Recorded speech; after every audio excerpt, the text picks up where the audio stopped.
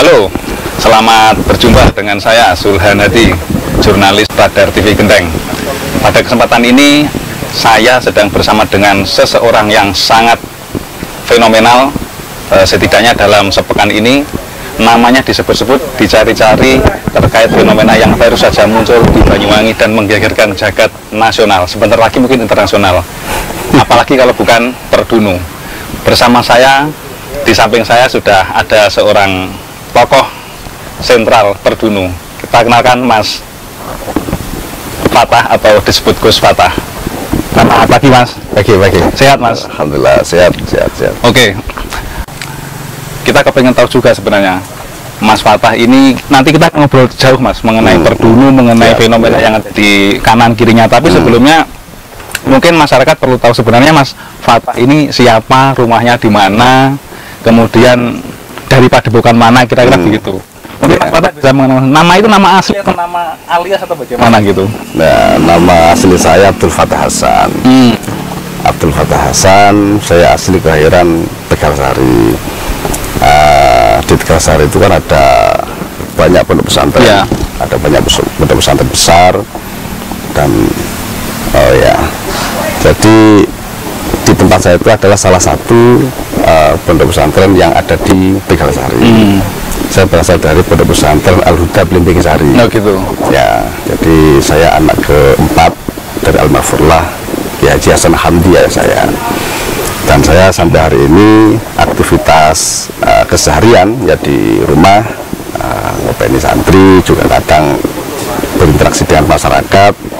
Saya ada jamiah pengajian dan zikir yang keliling di masyarakat maupun di banyak tempat lah di Banyuwangi ini, termasuk juga rutunan-rutunan yang bersifat bulanan atau tahunan, kayak di Purwo saya punya kegiatan di sana, juga di banyak daerah lah di Banyuwangi itu ya. Jadi keluarga Mas Fatah ini latar belakangnya pesantren? Pesantren. Bukan dukun berarti? Oh bukan. Berarti masa kecil remaja tentu pernah mengenyam pendidikan pesantren Mas, di luar lingkungan keluarga maksudnya? Sebentar, perlu saya tegaskan sekalian bahwa ini kan tadi pertanyaannya bukan dari keluarga dukun. Jadi begini, kalau ngomong pesantren, kalau ngomong pesantren itu sebenarnya ada salah satu produk dari pesantren itu adalah ilmu hikmah. Oh gitu ya? Ya, salah satu produk pesantren itu ilmu hikmah. Jadi yang dikaji di pesantren itu bukan hanya kaitan dengan ilmu fikih, tidak hanya kaitan dengan ilmu tasawuf, mantek, nahwu, sorof dan seterusnya, tetapi ada ilmu, ada cabang ilmu, itu ilmu hikmah. Kitab-kitab yang di dalamnya itu banyak. Imam Ghazali juga pernah mengarang kitab yang khusus kaitan dengan ini. Kitab itu namanya kayak Al-Awfaq, itu sampai kitab yang besar kayak Samsul Ma'arif itu juga yang berkaitan dengan itu. Nah, hanya saja ilmu hikmah ini kalau ngomong di kultur kita, itu kan ilmu perdukunan, ilmu perdukunan. Makanya kalau ngomong pesantren itu ya ada kajian yang mengenai dengan fikih, tasawuf, ada juga kaitan kajian yang terkait dengan dunia perdukunan. Oh gitu.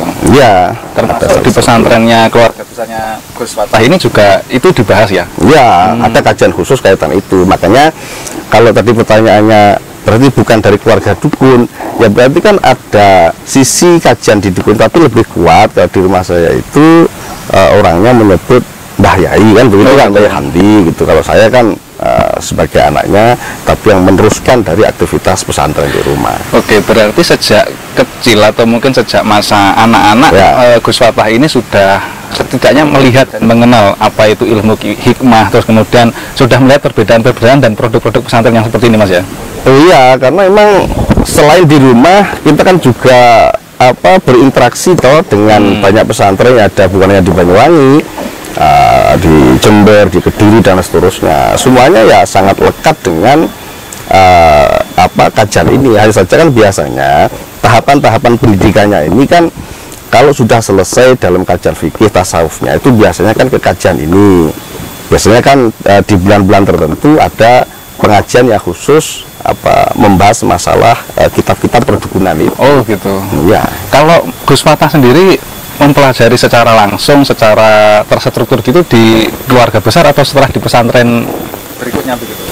Saya pertama kan setiap hari kan saya berinteraksi dengan orang-orang, dengan masyarakat sekitar yang berkebutuhan terkait dengan supranatural lah. Itu yang berkonsultasi ke rumah. Saya kan melihat aktivitas itu. Jadi memang ini sebuah kebutuhan dari semua lapisan masyarakat. Jadi kiai itu ono wong loro itu yang gini kiai gitu loh. Anaknya lama ndak dapat jodoh ke kiai, mau bikin rumah tanggal baiknya kapan ya ke kiai, dan seterusnya lah. Jadi memang dari kecil saya melihat aktivitas itu. Kemudian semakin dewasa kan kita terus berinteraksi dengan banyak tokoh-tokoh lah seperti itu. Kemudian mungkin ini Gus, pengalaman pertama kali menangani pasien secara mandiri, bukan melihat orang tua atau kiainya menangani konsultasi, itu mulai umur berapa? Mungkin ini yang menarik nih. Terus kalau itu ya ini dulu masih almarhumlah bapak masih hidup ya. Ada orang yang ketika saat itu datang ke rumah dan kebetulan bapak lagi tidak ada. Nah itu orang ada maksa-maksa untuk minta penglaris. Saat itu saya ingat betul, orangnya ini biasanya jualan kambing di pasar. Mungkin pasar saya itu tidak begitu laku lah jualannya, kemudian datang ke tempat saya. Nah itu maksa-maksa, udah pokoknya opoy lah gitu ya. Dengan saya saat itu kan belum punya latar belakang keilmuan terkait itu. Yang penting ya udah saya doakan itu aja, semoga usahanya semakin lancar itu aja. Itu yang pertama kali. Nah kemudian karena terus terulang beberapa kali dengan kasus yang berbeda, nah akhirnya itu ada ketertarikan lah, tergerak hati itu lebih memperdalam itu, karena memang saya lihat ini menjadi bagian dari kebutuhan masyarakat seperti itu.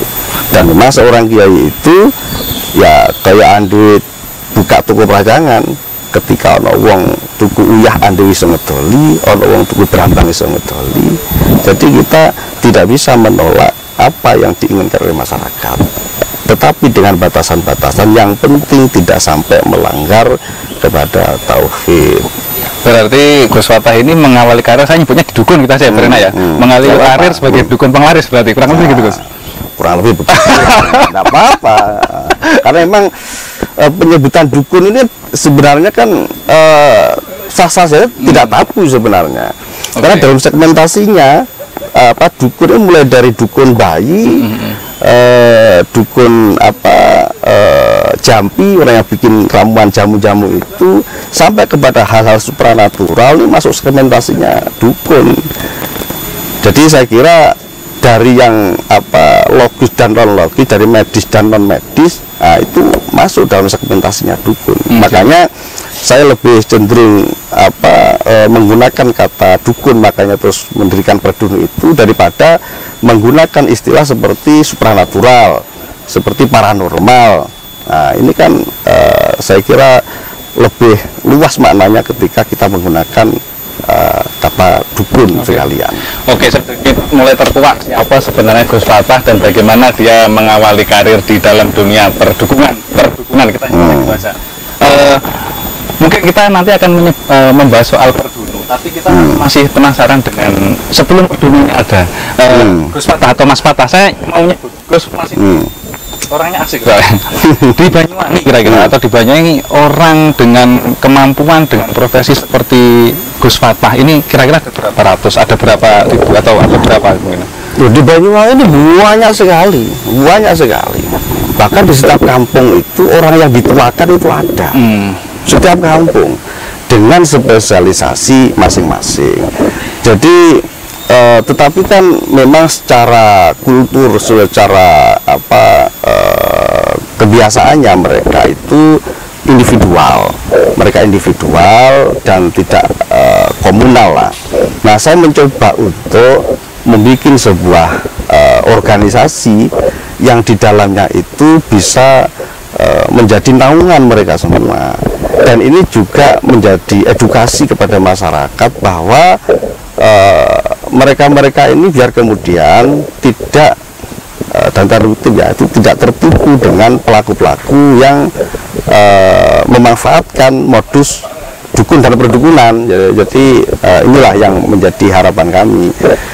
Jadi kalau ngomong pelaku-pelaku seperti ini di setiap perkampungan itu ada, dan menjadi solusi jawaban dari masalah-masalah yang terjadi di masyarakat. Sebentar, tadi nyebut pelaku penipuan perdukunan, bisa diceritakan lebih agak masuknya yang seperti apa?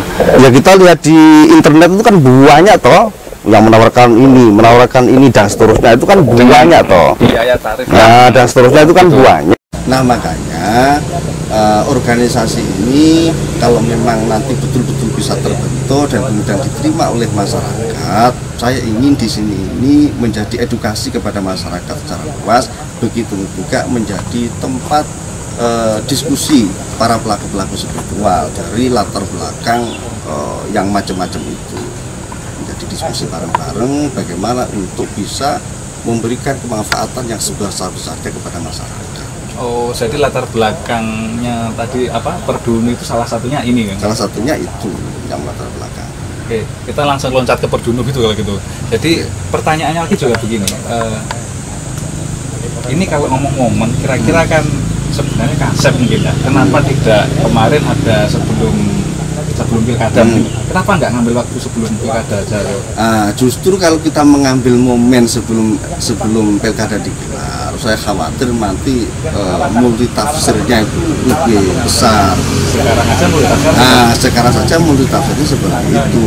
Kita ingin bahwa ini murni, gerakan ini murni memberikan edukasi gitu kepada masyarakat dan memberikan wadah secara formal. Jadi yang tadinya individual, saya ingin ayolah kita komunal, kita mendiskusikan bagaimana untuk bisa memberikan manfaat yang sebesar-besarnya kepada masyarakat. Ini pun toh kalau nanti diterima, gitu loh, kan ini masih sebuah kerangka, dan kerangka ini saya inginnya menjadi wadah besar itu. Terus kemudian ini memang muncul pertama kali di Banyuwangi. Di Banyuwangi. Markas besarnya atau mungkin pusat pengurusannya nanti ada di Banyuwangi. Ada di Banyuwangi.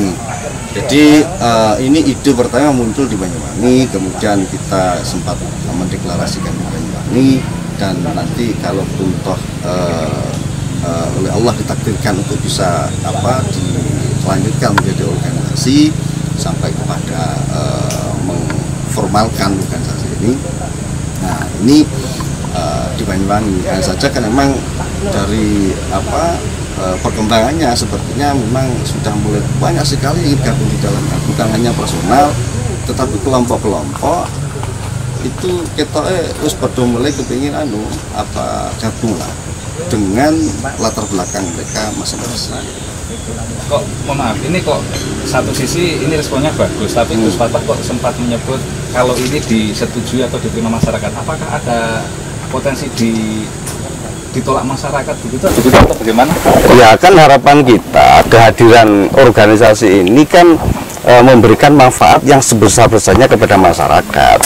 Kalau melihat perkembangannya itu kan memang adalah sebagian, tapi tidak banyak lah.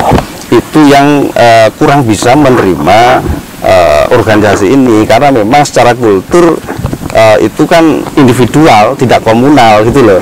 Jadi ini kan memang agak bertolak belakang dari sejarah begitu loh, terkait dengan dunia dukun dan perdukunan. Ya, ini solidar ada sendiri-sendiri gitu. Ya.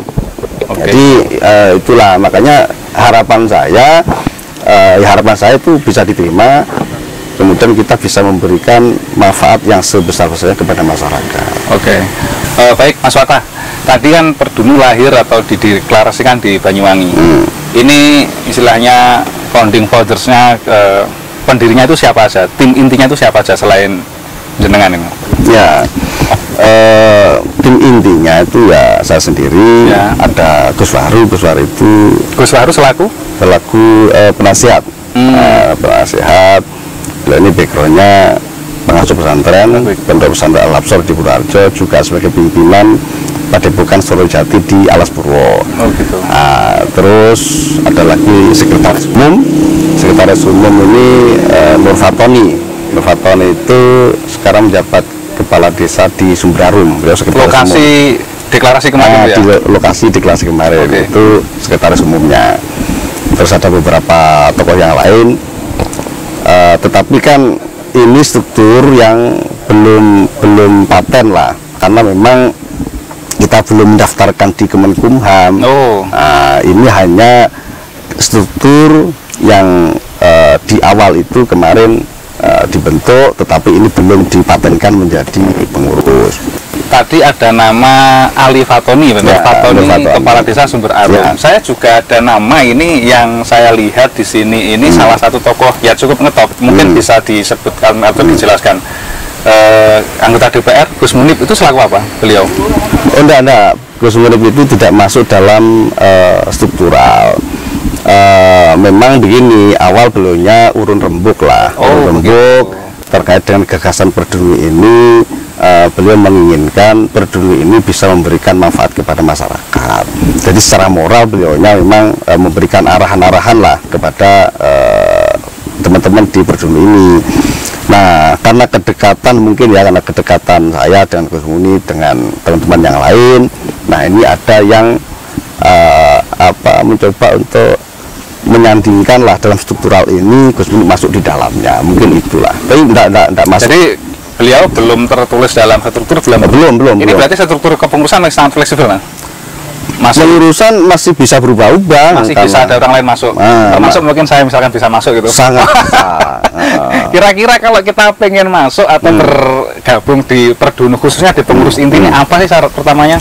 Begini, kalau di kepengurusan inti Perdunu itu tidak harus pelaku spiritual. Tidak harus pelaku spiritual. Karena apa? Ini kan organisasinya. Jadi orang-orang yang bisa menjalankan organisasi, nanti ada aturan-aturannya, ada ART-nya yang nanti memang harus dijalankan oleh kepengurusan Perdunu.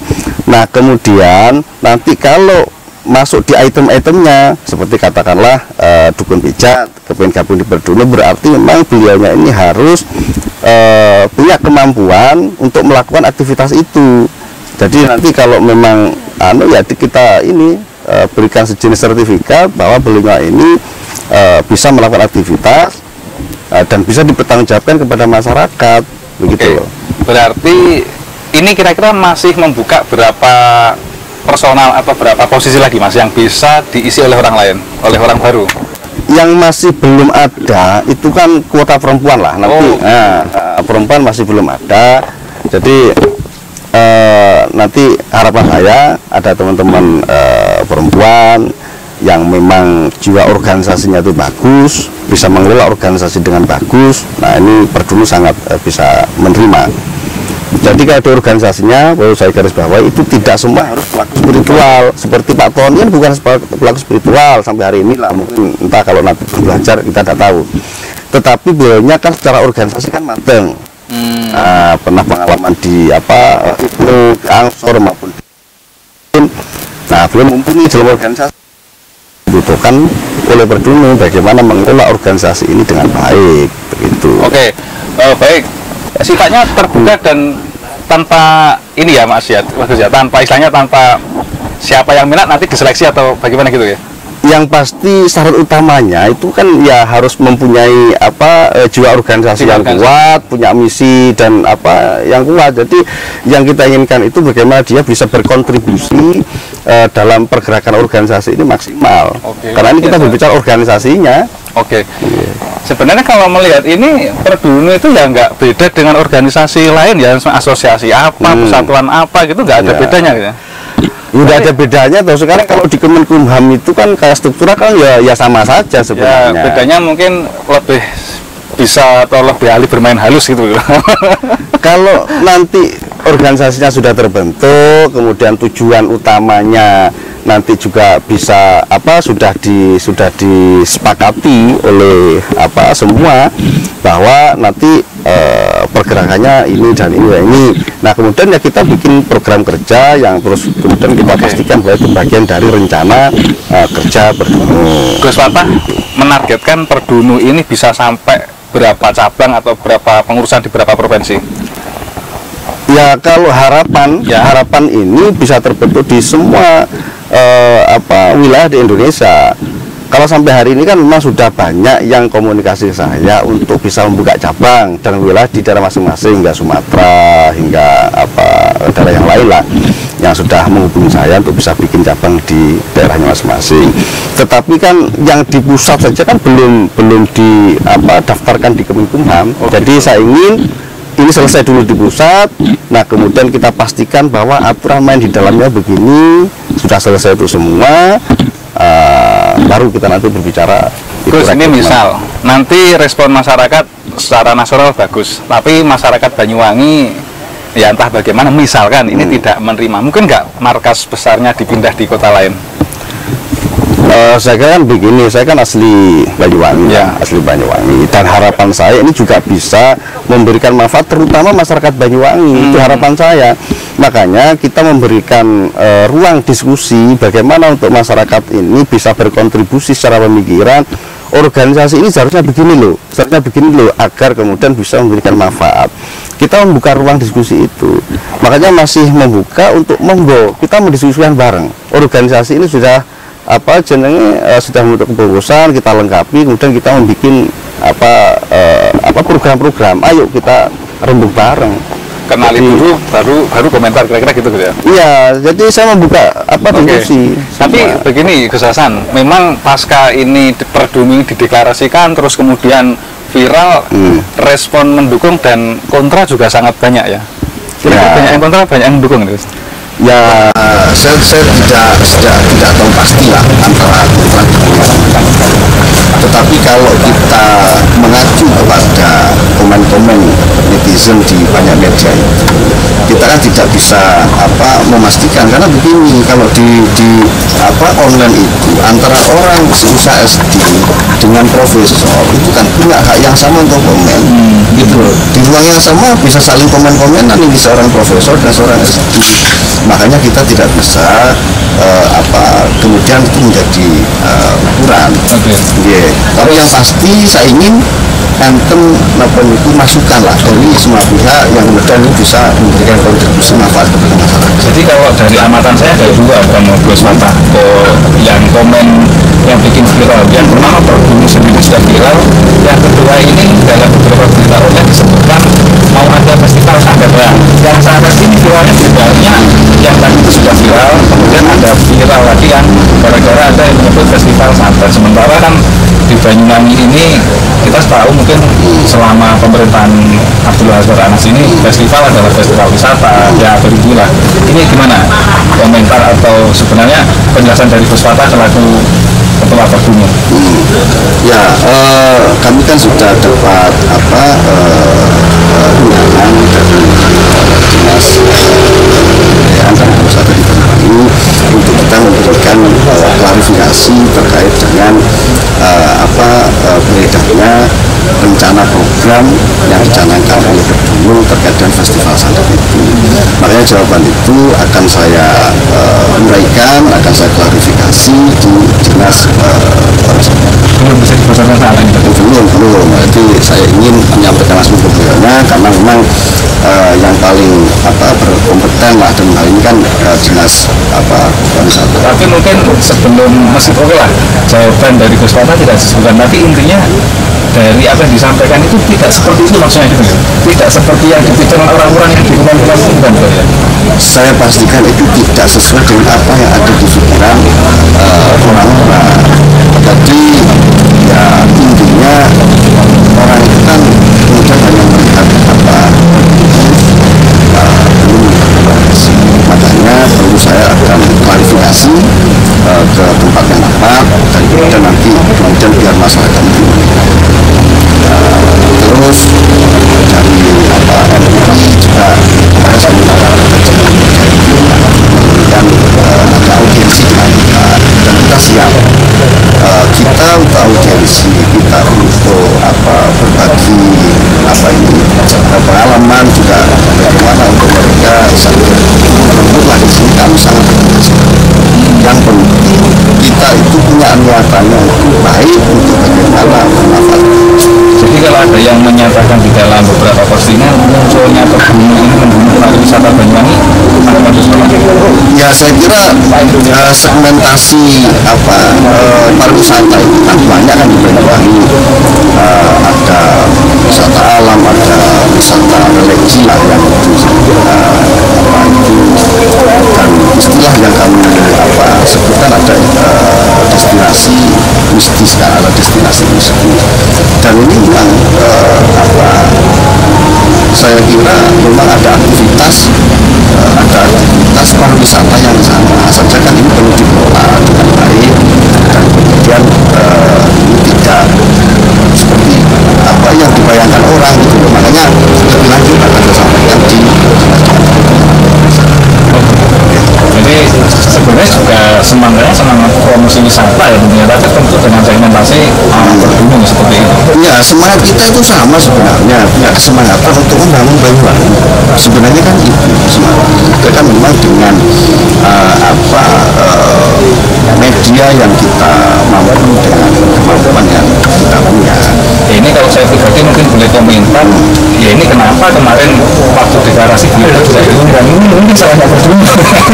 Gimana Pak? Ya itu acaranya nggak dadakan gitu, cuma eksklusif yang datang harus datang tidak pakai kendaraan tapi dengan motor atau tertentu atau gimana? Ya kita kan melihat juga sekarang kan musim pandemi lah, kita tidak ingin berkerumun. Jadi kita hanya mengundang beberapa orang yang mewakili lah, kan itu hanya beberapa orang kan banyak, kalau misalnya kita tidak mungkin terus mengundang banyak orang.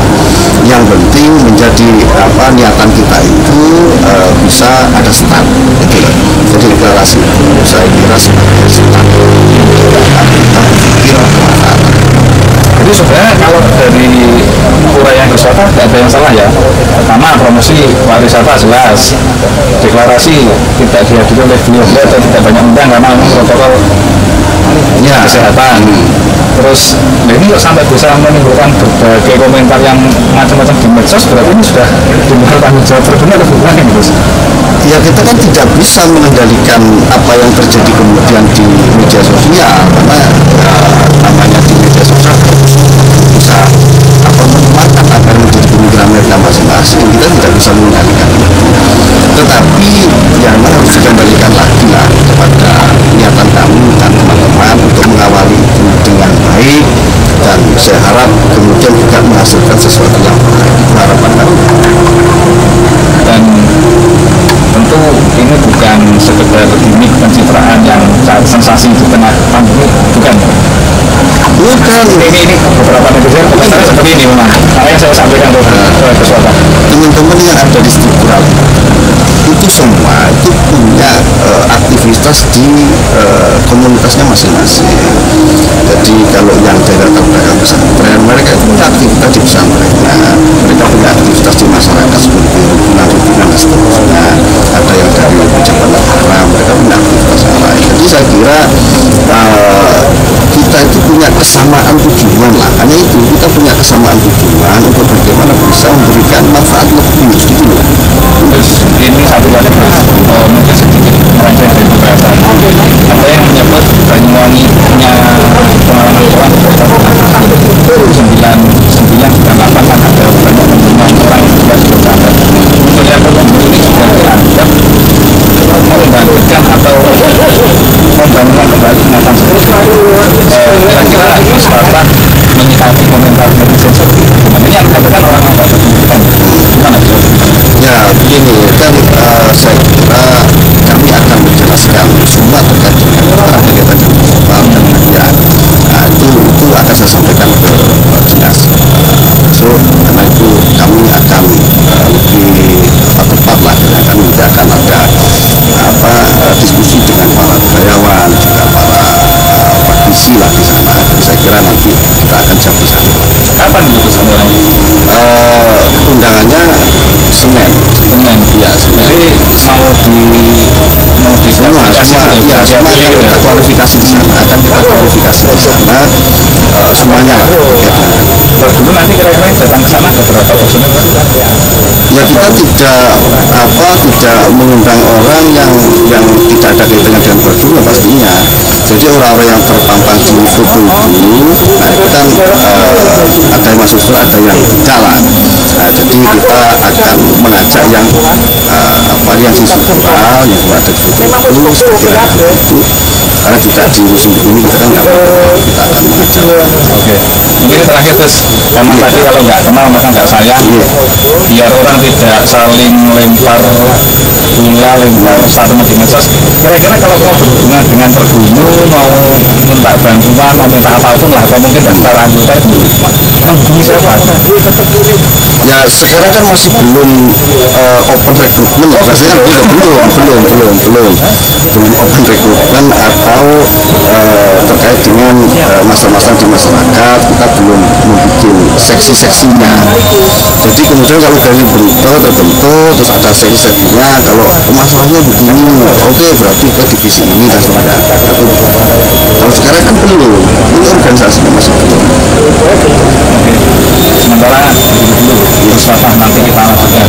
Baik, pemirsa Radar TV, Radar Genteng dan Radar Banyuwangi, demikian tadi obrolan kita bersama Gus Fatah, Ketua Persatuan Dukun Nusantara.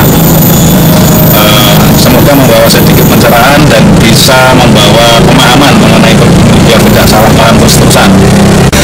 Kurang lebih demikian, terima kasih dari saya. Salam, sampai jumpa.